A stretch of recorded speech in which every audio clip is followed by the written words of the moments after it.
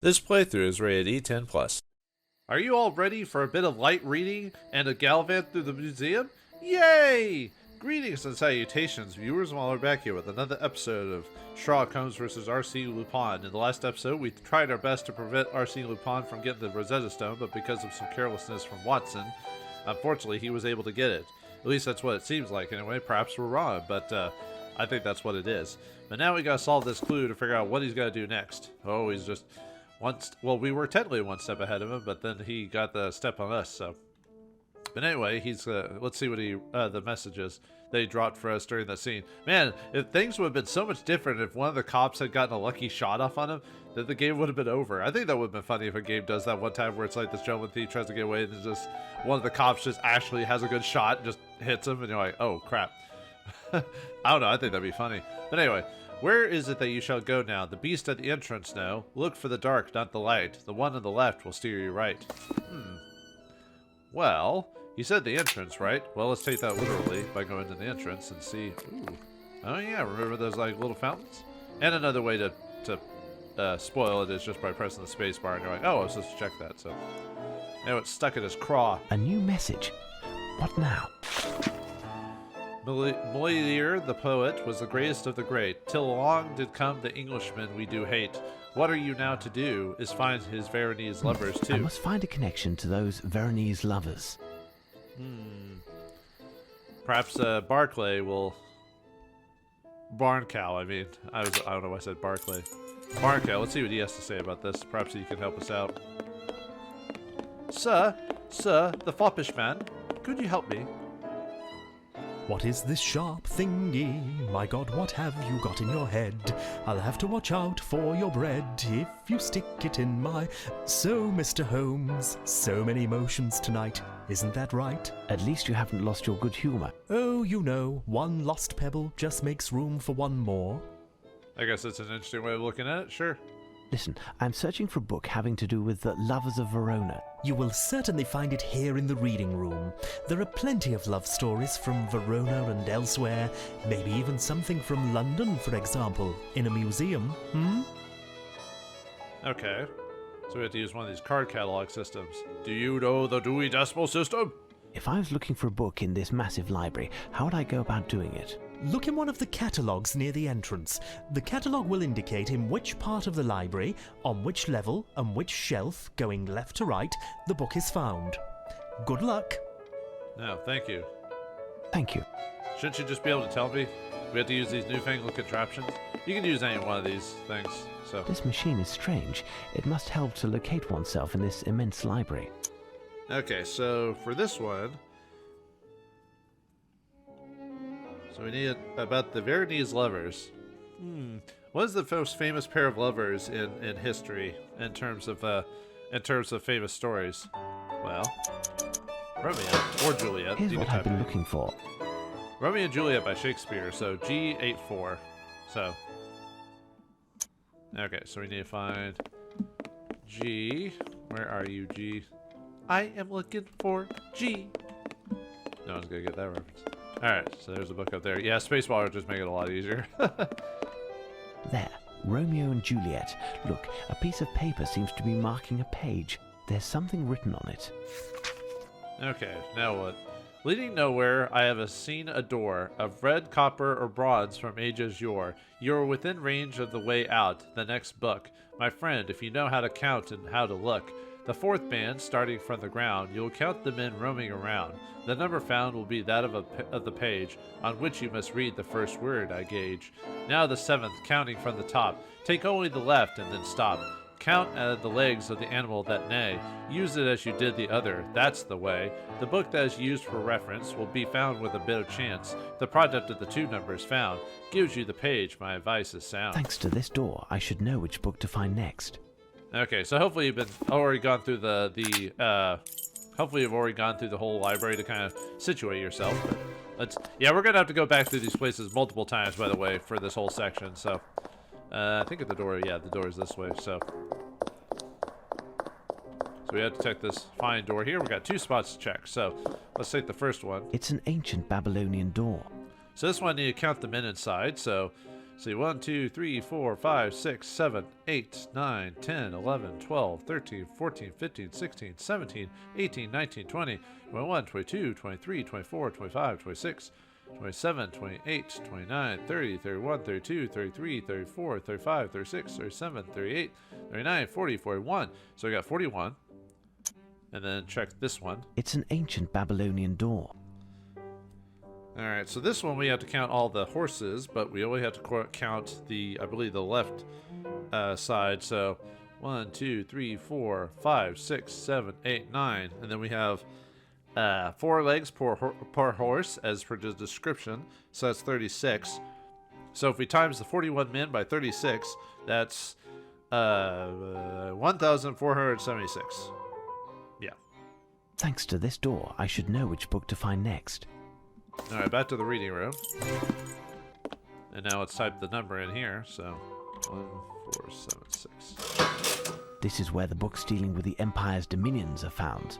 So page 146, Hindu Enchantment, C. Custode, and D.W. Materia, D147. The reason I didn't read off the other one is because it was Shakespeare. I mean, it's obvious.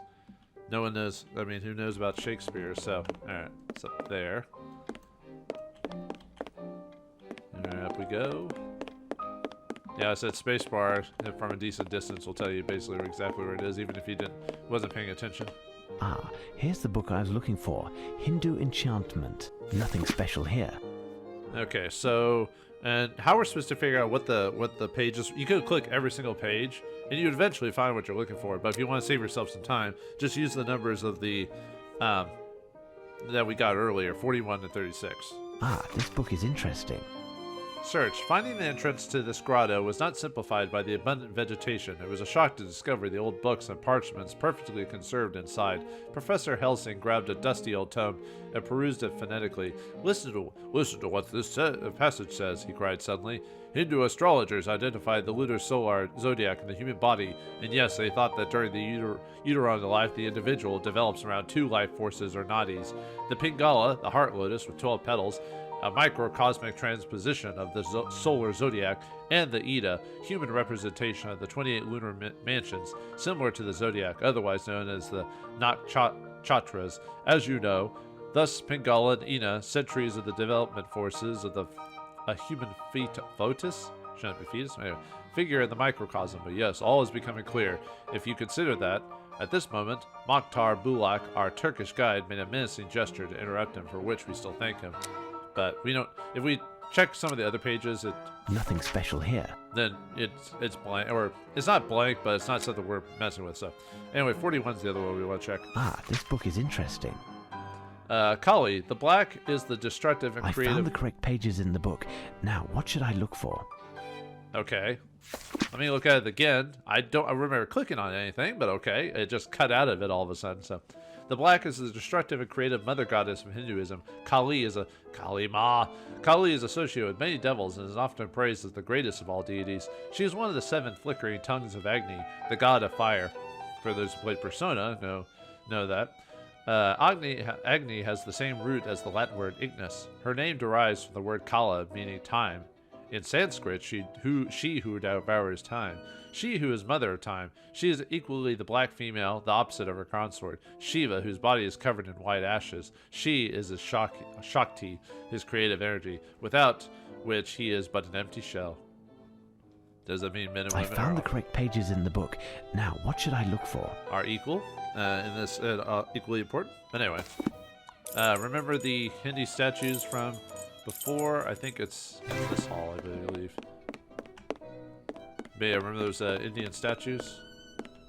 And the game, because of the way the game being kind of glitched, tells us where they look by, because these are interactive. So, sometimes if it's bugged, it'll color them out. A new message. What now? Lovely, don't you love it when that happens to a game like this? But if that's the only minor bugs, then, We are 3 brothers, exactly the same, but one of us has been altered in the game. Remove it if you please, but do not hurt us. The addition can be removed without much fuss. Okay, so 3 brothers. So yes, we've seen that before. So let's head to this hall, which I think's on over here. Remember those 3 monkeys or whatever? Here are the three brothers that the poem speaks of. Lupin is right. I mustn't destroy this piece, but there is a clue. Alright, let's take a look, see what's different about these guys. Haha. Let's see. Oh, here we go. A new message. What now? Just stuffed it right in there. Drink or be drunk. Treaty on wine jugs. All of this must surely have a connection with the books that are found in the reading room. Yes. So he basically tells us where we need to go. So. Alright. Let's type in a description there. So let's type in drink.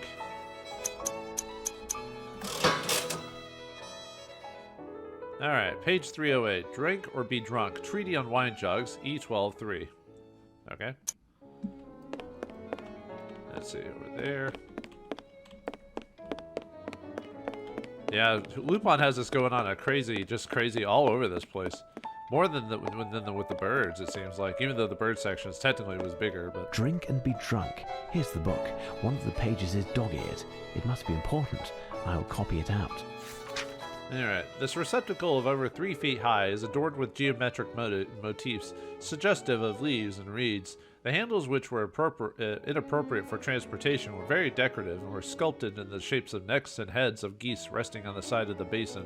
Without a doubt, the artist imagined them as being the ancient guardians of the divine beverage that was destined to be decanted in this scrumptious receptacle, but also as the sarcastic witnesses of the boorish behavior of the intoxicated guests. After a few ladles full, who might knows what mockeries some imagine to be coming from their beaks. It's curious what is written here. So, okay, so we need to head. Okay, remember, let's see, I think it's this one right here. Yeah, remember there's supposed to be a bunch of vases, or there was a vase in this area, which I believe had a... Let's see, I have to use spacebar, yeah, but take a look at that, so... There is something here. Can't really see it, but that's what it is, so... Behind another holding, 2 monkeys is a man. What is a man? From the nail of the left thumb starts the plan. Then 3 downwards you must alight. The next step is to go 5 to the right. To find the second, it won't take long. A round picture good for eating will get it for a song. You'll see 2 young girls in an olive tree. Measure the width of this plate, you'll see. First one by the 100 minus, the second by the 10. That gives the exact place where you'll find me then. I see. Okay. I must find something that resembles the description given in the poem. Okay, well, let's head back to the Babylonian Hall. Okay, that was the... Is that on this side? I think it was. No, nope, not. It was the other side. Whoops. Mixing up my sides, huh? Okay. Yeah, this points to this one right here. The one with the monkey on it. I don't know why I was checking that. Anyway. A man holding 2 monkeys. Curious piece. Okay, so we need to figure out exactly where we need to go. So, all right, we need to look for. See, there's the fingernail, and you think it's like this one that's supposed to be the important one, but not quite. It's supposed to be around. I will recopy all of that to better study it. I definitely recognize the distinct cuneiform writing. I must decipher this text. Yeah, you're supposed to basically find the invisible line down to the 3rd row to the fingernail, and then click the 5th cuneiform to the right, and then it'll set up this whole thing. So, and then he copies the whole thing.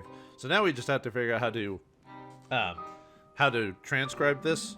So a lot of it is kind of, I wouldn't say second guess. It's. I mean, there's a bit of guesswork here. It's more like what seems to make sense in the descriptions.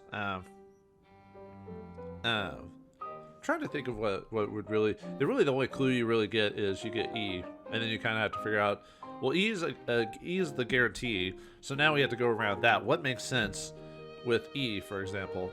So I'm just gonna go from, left to right from the top to figure it all out. So, all right. So in most instances, the best way to go is usually with a consonant. Usually T is a good one. T, H, that type of thing, but H wouldn't really work here. Not initially, not in the front anyway, so I'm going with T, so. And then if you click on it, then it shows you all the characters in the thing, which ones you can interact with. And you can keep doing this until, you know, you can do this, for example. And then if you don't think that's it, you can just go back and swap it out again. But I want to use this number, or letter, cuneiform for this one. So, all right, that's T. And then the second one should be H. I mean, it could be like A or something like that, but most likely it's H. So we go to H here, and then figure out that little specific number. Let's see if I can find it. TH, and then this one would be, it could be Y, but I'm thinking it's N. So let's do N on this one and do that specific one. And then you can already see it already kind of taking shape. And yeah, probably the easiest way is to figure out this one, for example, because the E. I mean, what other things could have been except THE? So that's another good way of like figuring out. It's just work one at a time and trying to find the smallest number first and to see if that makes sense. Usually the ones that start with have the E in it would be the best ones to work on because that's your baseline. So, but anyway, all right, this one should be A. So just remember where all these are at the top of my head. All right, and then this one, this little symbol here is K. And I just find it while I'm looking at this thing. So this is another cool puzzle as well. I mean, if you're good with letters and stuff like that, just kind of figuring out commonalities. Okay, so that one should be, this one should be S.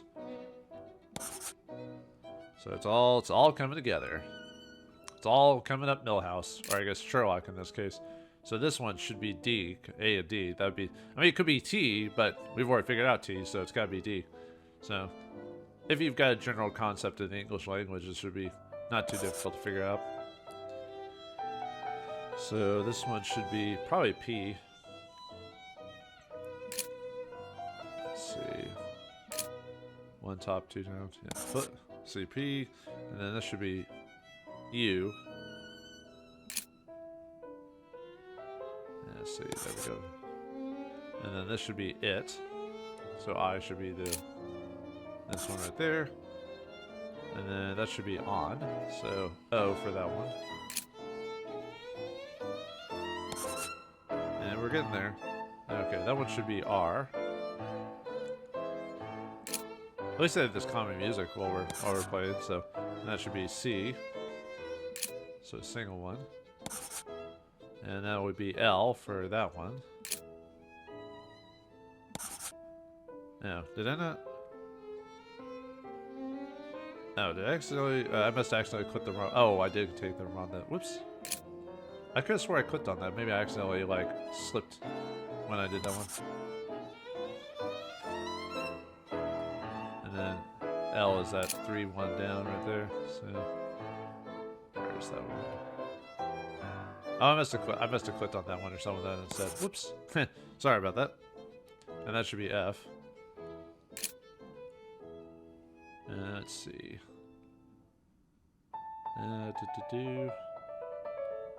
Where are you? There you are. And then this one will be your right there. So Y. And then measure right there. So that'd be me M. Let's see, where's that one? There it is. And then finally, this one will be G. Don't watch out, we will destroy G. And there we go.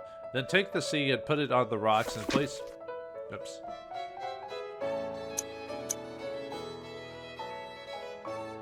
Okay, so anyway, place. Then take the C and put it on the rocks and place the forest on the top of it all, where it will, where it is your hill measure, and it will go on.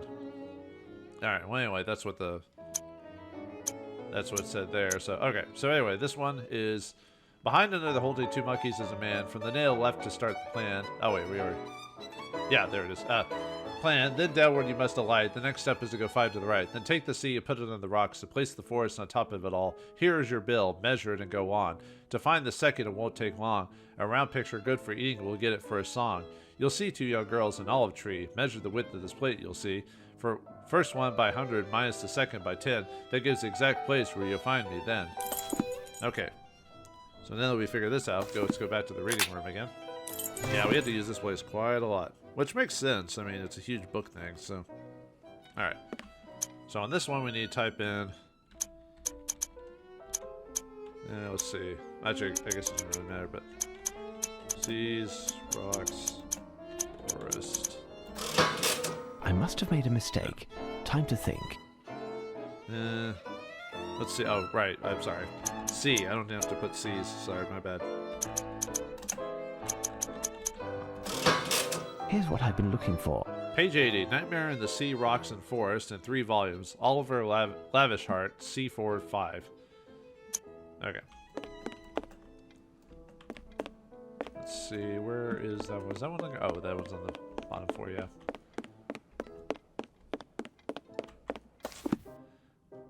Okay, so the way to figure this out is it tells us sea, rocks, and forest. So we've got the sky OL, the forest OL, people AM, the rock OL, sea OL, and the sun OG. So click on this one, just highlight it, drag it, and place it down there, and we measure it. 17.2 or 1720. There, I measured it properly. 17 centimeter 20. Okay, so now we have to solve the next paragraph. So, okay, let's jump back to the permanent wall. Yeah, we're solving this puzzle back to back on all those. So, all right, that one should be a plate, I believe. See over here. Wonderful dishes. And then, yeah, the description here, we need to measure this one. So, 52. There, I measured it properly. As long as you're Diameter, generally 52 centimeters. All of this must surely have a connection with the books that are found in the reading room. okay. So, so the way you're supposed to figure out. Well, let's go to the reading room first. So, okay. So the what we need to do is we need to take the I don't know if we have the. Well, anyway, the documents on them of what we figured out on the 2 lines. So, 17.2, and then was it 52 for the girls there? So then look at the description here. So first one by 100 minus so 17.2 minus, or sorry, by 100. Sorry, 100, which means times. So that means it's 1,720. So minus the second one, which is by 10. So that's 52 times 10. Which would be 520. So the way you do this as a math problem is it'd be parentheses 17.2 times 100 parentheses minus parentheses 52 times 100 parentheses equals. So it'd be 1720 minus 520 equals 1200. So that's how we solve that. Solve for x. Elementary. So as long as you have some basic skills, write it down, or if you have a calculator in your computer or something like that. So, page 1200, French Cuisine, Gastronomic Exoticism by Ferdinand Porcus, J93. It's probably one of my, I'd say the bird puzzle isn't too bad, but this whole section is probably my favorite section in the game overall. I think it's because the clues are pretty, I wouldn't say obvious per se, but they're pretty straightforward. And they're not super difficult to figure out. At least I didn't. When I first did this, I didn't have a super difficult time. Obviously, remember which each section was first took a little bit of time.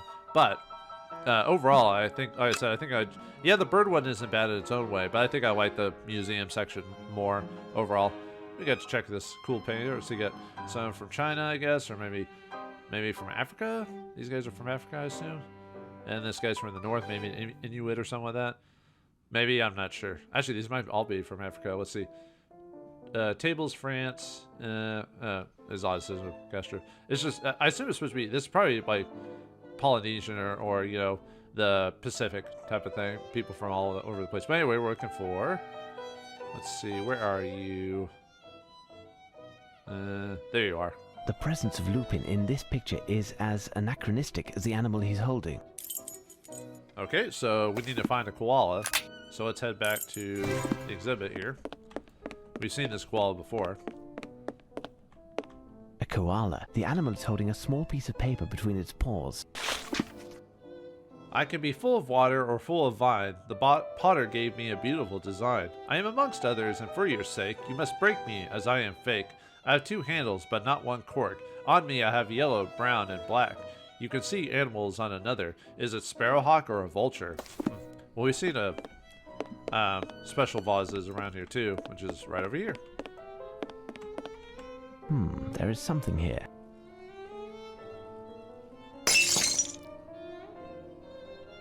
Uh-oh. Whoopsie doodle. You broke it! You blew it! Anyway, we have to piece this thing together. Now let's just place some obvious ones down and kind of go from there. So I think that was actually... Let's see, I think you go like right here, if I remember correctly.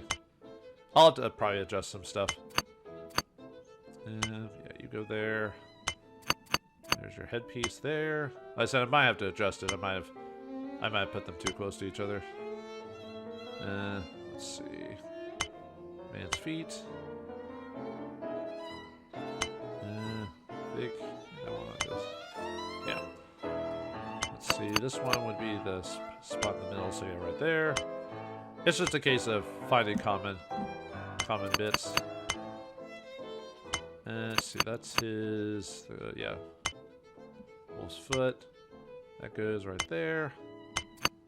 Oh, by the way, you have to use you pick it up with the left click, and the right click will switch the thing. So, for those who are curious. Okay. So that goes there. And that would be, yeah, the corner there. Let's see.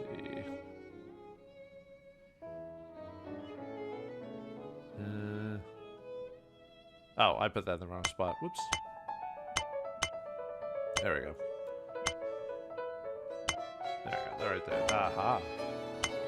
Let's see. Where is your... Yeah, that goes there. And that goes there. Yeah. A new message. What now? I almost thought you said wow for a second. Wow. Both bull and lion, guardian and demon, the bearded face of a man, strong and true, wings spread, I hold the next sermon. Between my sharp claws, I am Shidu, or I must Shidu. find something that resembles the description given in the poem. We've seen Shidu before, if you've gone over the places. So, yeah, Shidu is like one of these two, but this one, because it's highlighted, so. And yeah, something between his claw, his maw. A piece of paper is still hidden there. Lupin must have prepared his coup for weeks, even if he was obliged to improvise somewhat tonight. I guess that's why he's the master thief, right? He can, plan to a point, because all plans in the midst of battle basically, expire, pretty much. So you have to kind of work on the fly. What does it say? No great plan survives the first conflict in battle, or something like that? From the youngest Henry award, half of his number to Edward. You must replace the king you did obtain with Richard, whose number is the same. Minus that of Charles the First to move forward. From John to the first James, you must cut a Christian name. Their numbers plus 3 will do. This name, we give you this number 2. In exchange as king with Charles too. The Richard and the Wills look for their equal number with skill. 6 right and 1 up high. One another you must try, to conserve the same numbers still. The column's order is what you must fix. The placement could be better. Change the 4s with the 6. Next, trace a path between 2 sovereigns, from the most aged to the young, and link the 2 domains. To finish, you must toss and to the lion's heart. At the center of the cross, the secret will impart. Okay, so we're trying to mess with sovereigns and stuff like that, like Henry VIII and stuff like that. So let's head back to the exhibition hall. We've seen these things before. So the clues to check these guys right here. Okay, so the way you're supposed to figure it out is, first off, figure out the Henry situation. So if Henry, the youngest Henry is Henry VIII, and half of that is 4. So Henry IV. So we need to find Edward IV. So Edward IV is right here. So now we need to swap it out for Richard III, because 4th less Charles I equals Richard. So we need to swap these two.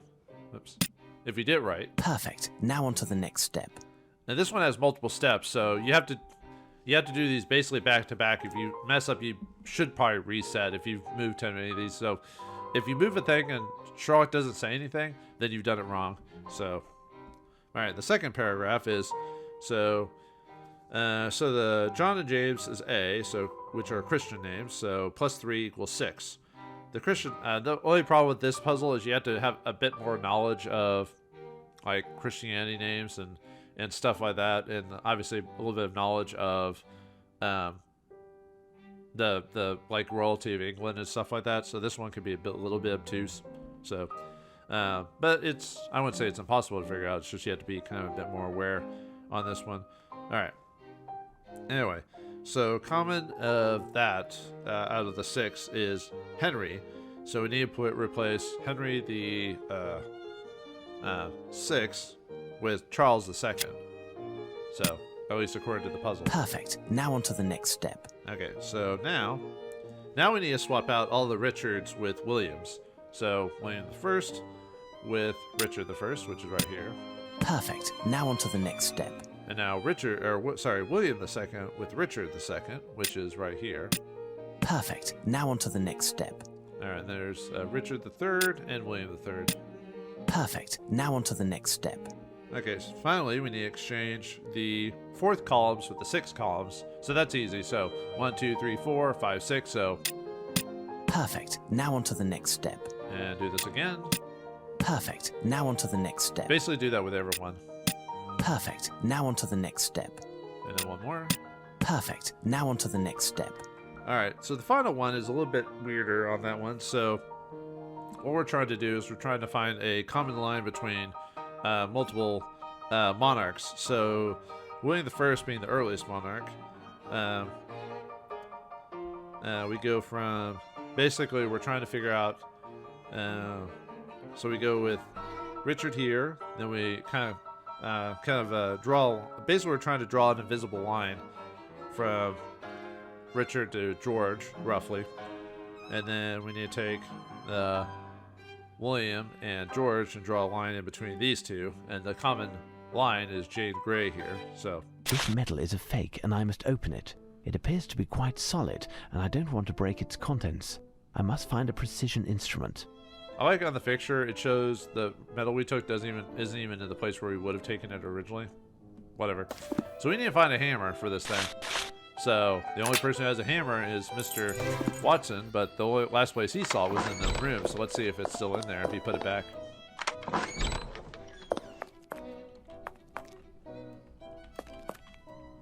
Okay, he's not. So he's not here. So let's talk to the architect, see if he has it. Ah, if it isn't the architect.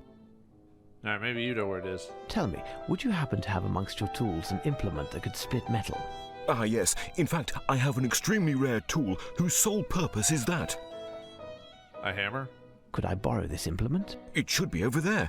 It's a saw with a diamond-edged blade, made in South Africa. It cuts the hardest of steels like butter. There are only 3 in the world. By Jove, I can't seem to find it. Was it prudent to leave it here for all to see? I only received it last night, and I was waiting until I had the combination to this strongbox in which to store it. In any case, it was still there when the workmen left, and I was to take it when I went home. My goodness, where could it be? That doesn't help me, dude. I will attempt to find something else, thank you. Well, let's try the hammer again. Maybe we missed something in there. So let's go back into this room. Now, Watson, do you always stroll around with a hammer? Are you using it for testing Lupin's victims' reflexes? No, Holmes. It's just... I do believe I could use that tool. Certainly, take it. I must replace it near... Later, Watson. We know what you did. But anyway, alright, let's just smash it with a hammer! It's the only way. I hope I don't damage the paper that I assume is inside. No, apparently not. You just smashed it. It's not like... I mean, I know you could damage the paper, but There's a difference from cutting it. You probably could have done more damage cutting it than smashing it. Excuse me. To find a book in this library is the best. From the Great Circle, know the sections, and then the shelves where they rest. Then from left to right, count the divisions. On the ancient Egyptian stela, you will see a false hieroglyph, which will give you the start. To find the rest, you must count again for me. Left to right, down, up. Let's see if you are smart. Up, up, down, down, left, right, BA start, right? No? Maybe? Find an Egyptian stela. Okay. So back to the Egyptian hall. Alright. So, Egyptian stela, huh?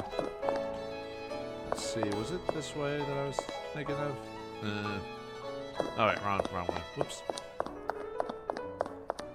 Well, I would have found it eventually. You'll see. You'll see. Alright, let's see. Egyptian stela. Oh, hold on. Let me try that again. So, let's see. It should be. Where are you? Oh, there it is. Yeah. Okay. So this one we need to find. So on the lens here. Okay, so it is. We need to find. Let's see. Row 9, call. Let's see. Let's see. 1, 2, 3, 4, 5, 6, 7, 8. 8, 9. Aha. Unless the Egyptians took up Latin, this letter E is in Lupin's hand. Okay, so that's how you find that solution. Wait, he messed with this hieroglyph? What's wrong with that guy? He probably just plastered over it or something that wouldn't damage it. He doesn't seem like that type of guy, so. Yeah, Egyptian stela, Lupin marked an E, which can be found in the 8th line from the bottom of the 9th column to the left. So, alright, back to the reading room. Okay. Let's see. Oh, is that it over there? Aha. Alright. Alright, yeah, it's already highlighted for us in this case, so we just need to find the book in the E section. This sheet is slightly older than these books. And the way you're supposed to know that is from the description, you know, E area, 2nd row, 9th column, because of where we found it. But if you just press spacebar, you'll find it anyway. So, all right, looks like music notes. Great. I actually don't know how to read music. I mean, I have a gist of it, but I don't actually. Actually, weirdly enough, my family members that do play music actually can't read musical notes either, which is weird. Although my dad learned it from the School of Hard Knocks, that type of thing. Learned it from other people more than actually reading sheet music. It's a musical score. This melody certainly has a meaning. It's most likely a popular tune. I'll need the advice of an expert. And who's been singing throughout the whole game? Or whole time while we've been here?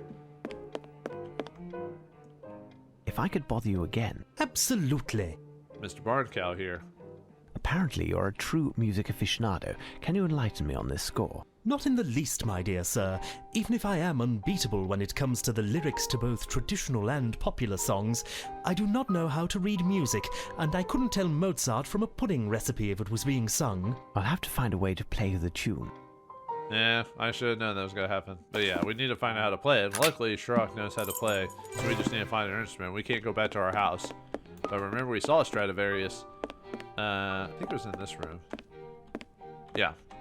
This instrument will do the job. Should we not be playing rare instruments like this? I don't know. I have a feeling. But anyway. Back to the reading room. Alright, and we have to, I believe, have to equip the Stradivarius for this, so. Alright, I can't sing, I can't hear it, but if you hum a few bars. Now listen well.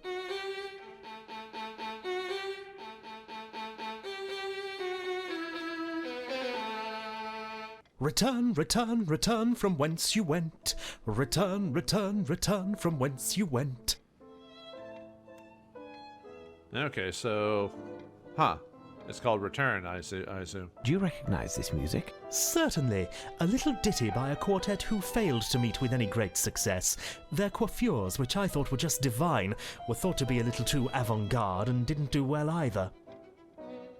Oh, what's their name then? Do you know the name of the quartet or that of the song? The song is Return, and the group The Scarabs. That sounds like something that would have been made in modern times. The name of the band, I mean. Return the scarabs. I thank you. Return quickly. We'll return eventually. So we need to find a scarab. Remember the that big old scarab statue or whatever it was? Oh yeah, I guess we could unequip the Stradivarius. Yeah, remember that big old scarab stone statue or whatever you want to call it? There's a piece of stucco, darkened with shoe polish, with a message inside. Alright, let's see what this one says. If you've been quick and outside, it's night, but the sun is the museum's hidden light. It has a full chord and invites you to dance, but remember to count too. Give the key a turn, get the music to swing. Look at them around their astral king. Count the turns as they go past. As they follow their path, you must be fast. Add them all, but Arsène says that the little white one turns 2 ways. Then take the blue planet on which we fly, square its rotations, and by 2 you multiply. Take the product of both numbers, which now have 1 to which 1,000 you must add. If you have got it and know what to do, then it's time to go! I must find something that resembles the description given in the poem. Okay, so like before, we had to solve the multiple paragraphs to figure out what our next step is. So, let's go to the permanent hall. And then we need to find that solar system that we saw earlier. Like I said, if you really have a hard time just figuring out what it is, just spacebar in every room until something pops up. I must count the number of turns executed by each of the planets and make the calculation based on Lupin's poem. Such an imagination. What a strange man indeed. I wouldn't. Then again, I'm not a puzzle guy, but I wouldn't be able to figure all this out to tell you the truth. Like doing all this setup and stuff like that. I like puzzles, but I'm not like that type of guy. So, the way you're supposed to figure it out is if you click on a thing, it tells you can figure out which planet it is. So Mercury, Venus, Earth, the Moon. Hey, Earth. Hey, Ren, the Moon's out. And you can see like what their names are, and then this is their rotation.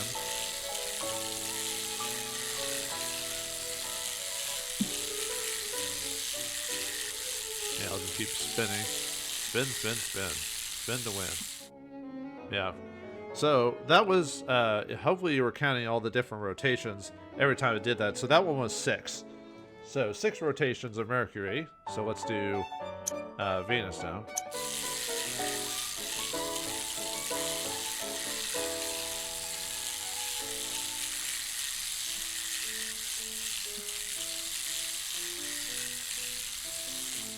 Okay, so that's 5 rotations there. Alright, let's see. Earth.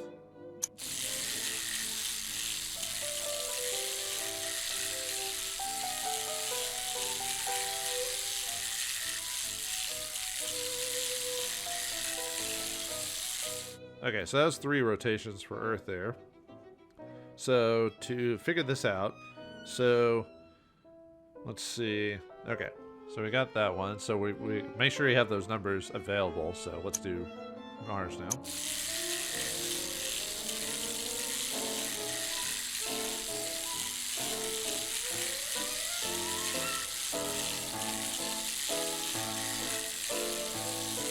Okay, that was 4.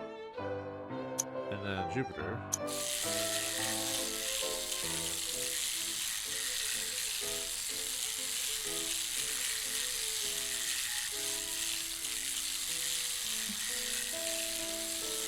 Alright, 2. And then... Hey, it's not straight. That's messing with my OCD. Anyway, Saturn. Oh.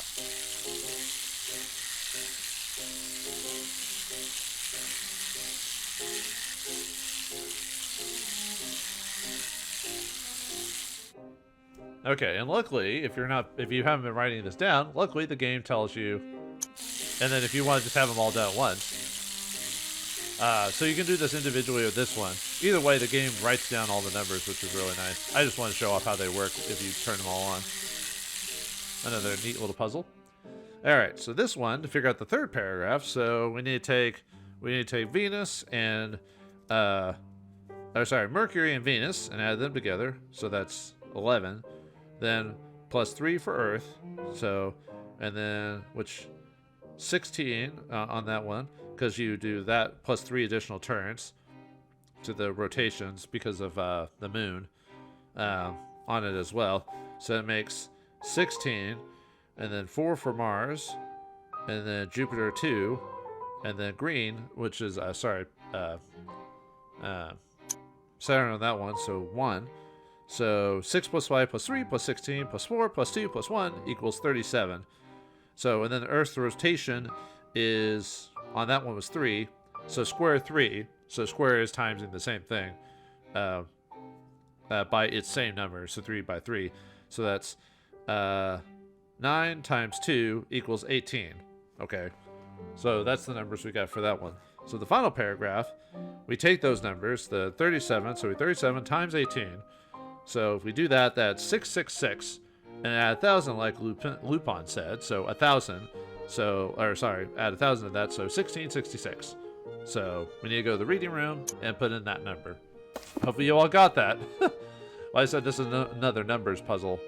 It's one of those things you just have to kind of write it down and figure it out. So anyway, reading room. So, all right, let's type in 1666 in the machine. Here's what I've been looking for. All right, page 1666, the Necronomicon Ex Mortis. Necronomicon, Greek translated from the original Al-Azif by Al-Hazred, 11312. This book is very referenced heavily in the Call of Cthulhu mythos, amongst other famous works of art. Also represents the Necronomicon, the most famous being Evil Dead, of course. I don't know if they ever say the author's name, but they do mention the Necronomicon Ex Mortis, the Book of the Dead. So, all right. So we need to find the Necronomicon. Of course! It's just that easy. Alright, so that one is Area I. So where are you at? Let's see. Where are...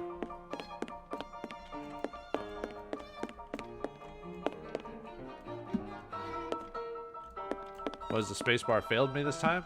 No, you haven't failed me. Have you? Have you? Alright. Let's see, where are you? Okay, I think that's on 3rd level. That's right.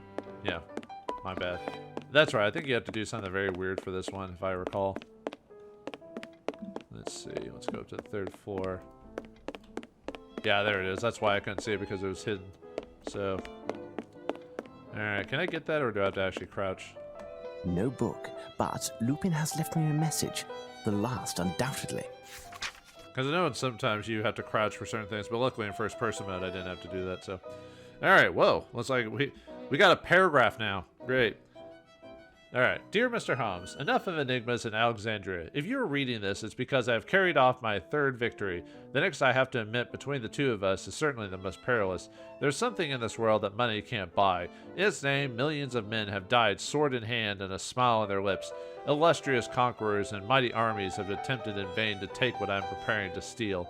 Only one person in the world can cause me to fail, and despite the two of us, this person may just be my most precious ally as well. I am priming a battle on a field that I have studied a million times, but is completely unknown at the same time. But I digress, and must be testing your patience. Not far from where you are, there is a man who is whistling or humming. If you ask him who is the person dearest in the world to him, he will balk at answering, but will eventually show you a portrait.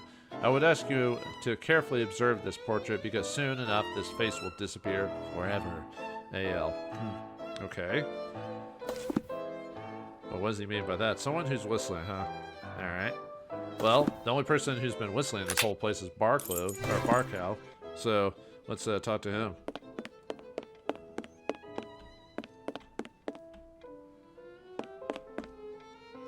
Pardon me, but I wanted to ask you a question that is somewhat delicate. Anything you'd like, pet. I want to know who is the person who means the most to you. It's you, my one and only you. Listen well, I'm working on the case at hand. If you do not cooperate immediately, I will advise your superiors in the most detrimental terms possible of your antagonism. Is that clear? Well, well, well. What do you want, anyway? I've done all I could to help you.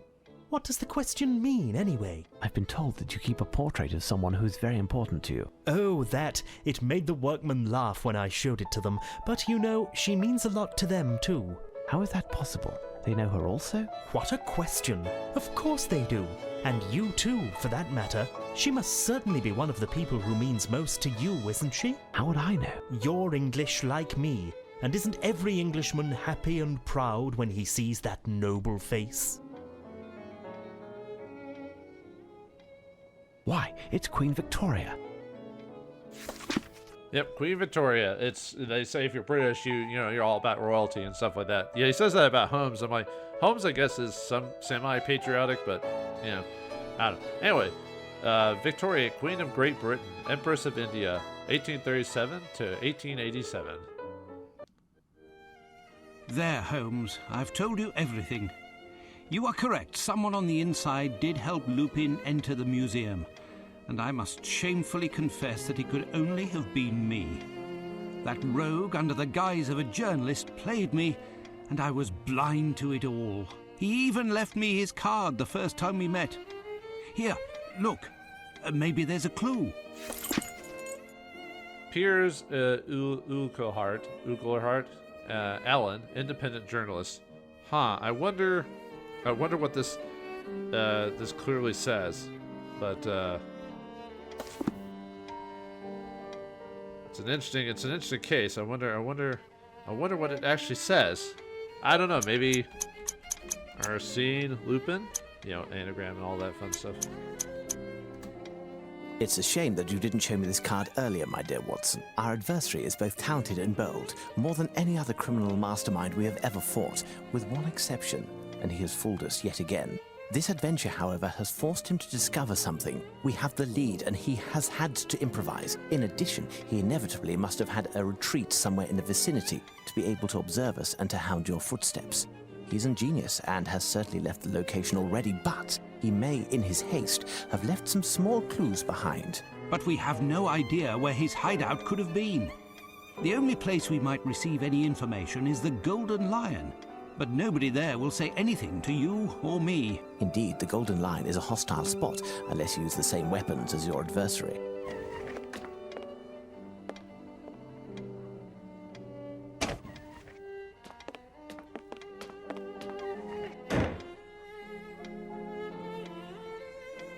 Now, Watson, disguised thusly, will I do justice to the clientele of the Golden Lion? Tremendous, Holmes.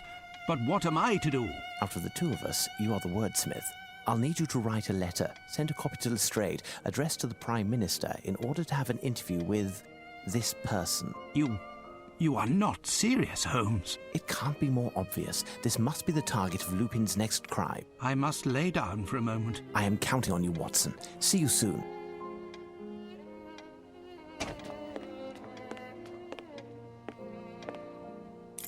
Okay, it looks like Lupin's next crime is the lovely lady herself, Queen Victoria. Before we can get a hand on such the lovely lady, we have a bit of a forward notion of what he's about to do, and we must find clues before it. Can we find out the clues before he tackles the chance to tackle Queen Victoria herself?